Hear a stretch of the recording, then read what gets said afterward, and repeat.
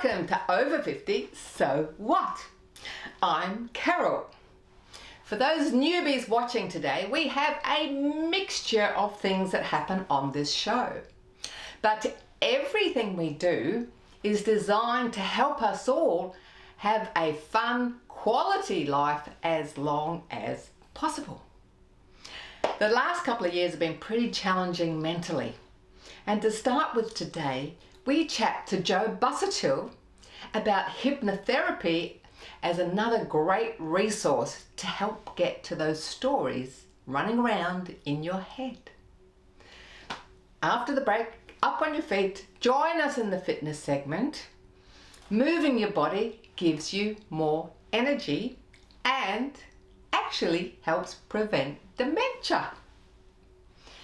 To finish today, we have our everyday legend, the extremely vivacious and unstoppable Joey Chan, entertainer, singer, and you might have seen her auditioning for The Voice 2021. She'll definitely wake you up and inspire you. Age is just a number. Let's go!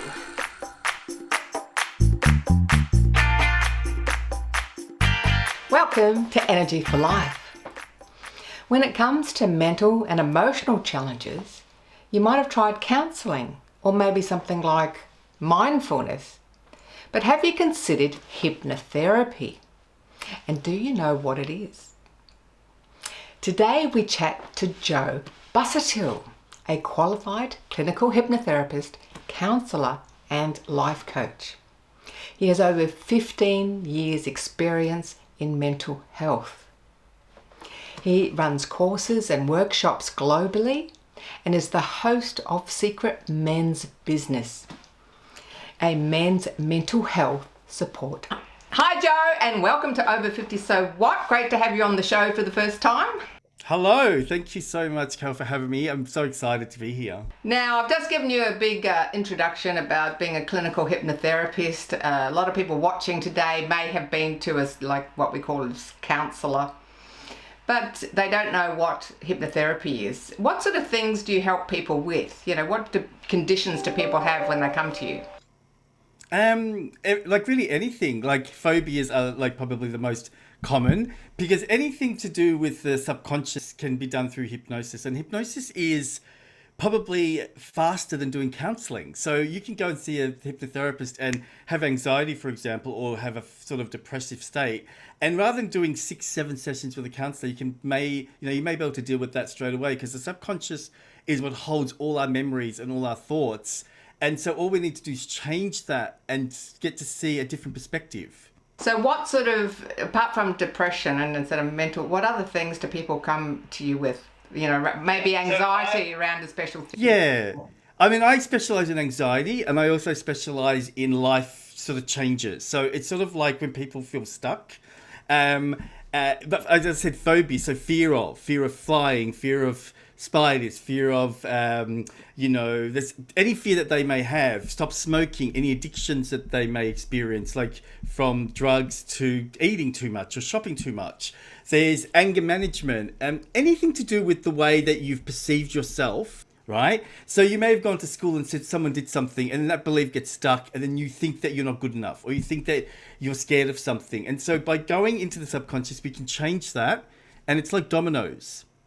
Once you change the original moment, it goes all the way to now, and then all of a sudden you go, oh, I don't really feel that anymore. And I experienced it myself when I was going through trauma, and that's the reason why I left my job and became a therapist, because I was really blown away how easy my life changed. So you just mentioned trauma, but what about things like losing your job, being made redundant, suddenly forced into a retirement, or a big marriage breakup after 25 years? Do you help people with all that as well? Yeah, I mean, I use hypnotherapy as a tool to add on to counselling. Really, all of that is about perception. I'm a strong believer that there's no such thing as a bad situation. It's just a situation, and then we give that a label. So some people look at that as an opportunity, while other people look at that as a trauma. Some people stay with the story, which is I can't, it's too hard. Well, other people just take action and make a change. When it comes to things like retirement or relationships breaking up, you probably know people in your life, the ones that really get on with it, and then the ones that keep on complaining. And I don't mean that they complain, but they just stay stuck in the story. And the key to that is the story will have the other person or someone else as the main character. My wife hurt me. My boss let me go. So that is the story. But instead, we have to realize that we can't control these things. And so we have to bring it back to us. So I teach people how to bring it back. Look at yourself. So how are you going to perceive that? How are you going to see it to help us move forward? Because otherwise we'll feel stuck. Now, hypnotherapy, a lot of people would be freaking out because they've only seen shows on stage where people get up and act like chickens and heaven knows what. Can you explain exactly what is it? Like if I had $1 for every time someone said that chicken word. But okay, you and I talking right now, you may not realize, Carol, but you're actually in a light trance. You're listening to me and you're concentrating. That's hypnotherapy. When you're on a tram and you're driving, going to the city, you don't notice every car or every building that passes. You're in a trance. When you watch TV, you're in a trance. So therapy is just another level of that, and you go a little bit deeper. The thing is that people think that they lose control, but they don't. So when they're in the chair with me, they may feel heavy or they may feel light. They may feel like they're listening. A lot of people feel like they've gone somewhere else, but they're always awake in the fact that they can take control. They're not unconscious. So it's a lovely feeling. I think personally, it's like the best half an hour that you can have. It's like gives you a bit of a holiday. With everyone else, I always try and get them to connect with their favorite holiday. So their mind's distracted. And while they're there, I then do the therapy because they're sort of listening to me, but they're also seeing their holiday. I personally don't like the word hypnotherapy because it has got a bad name. It's just really visualization. Well, I just love that idea of reframing it as visualization. Now, there's a lot of older people, because this show's for people over 50, but they've been brought up, you don't go to a counsellor, you just suck it up, you just sort out your own problems, and a lot of men in particular, and we'll get onto your men's secret business at some time. They're like, it's just up to you to sort out yourself without accessing any other skills or anything to put in the toolkit to help you deal with this mental or emotional challenge. What would you say to those people that, a bit resistant to actually building their toolkit? I'm going to say something honestly, and that is it's 2021. So I think that we've lived a life of being hidden, especially men, for too long. I lost 3 close friends in 1 week. Normally, boys are told by the age of 3 not to cry. And the reason why a lot of men are suffering, because they are, with mental health, is they don't have an outlet.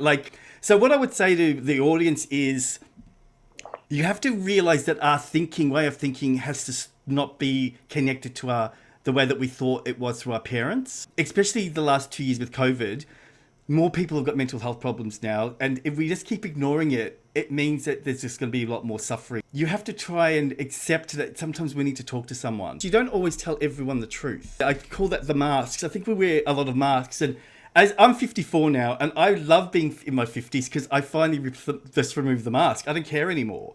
And so it really is about enjoying the time that you can be yourself rather than having to pretend to try and impress people. In our 30s, we want to impress everyone.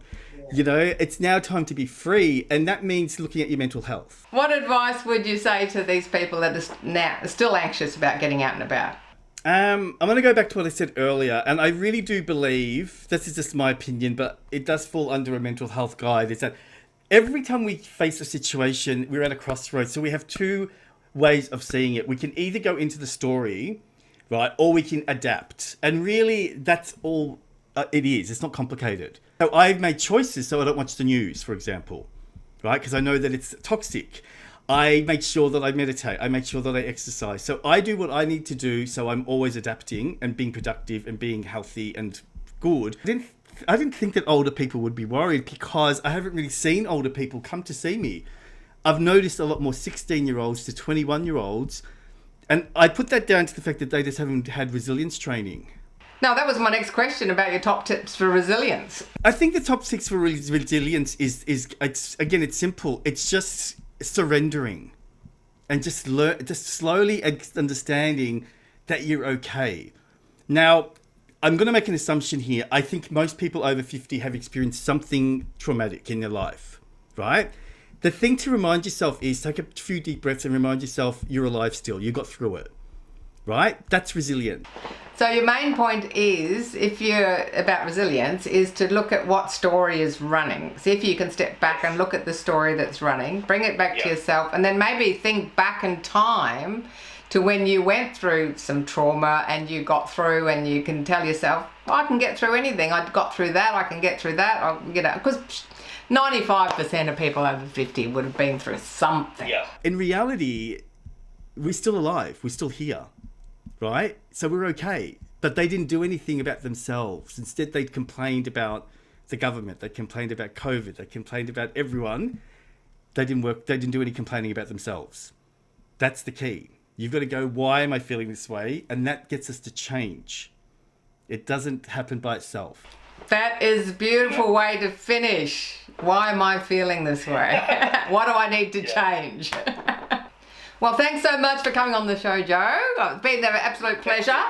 And I'm sure we're going to chat again real soon.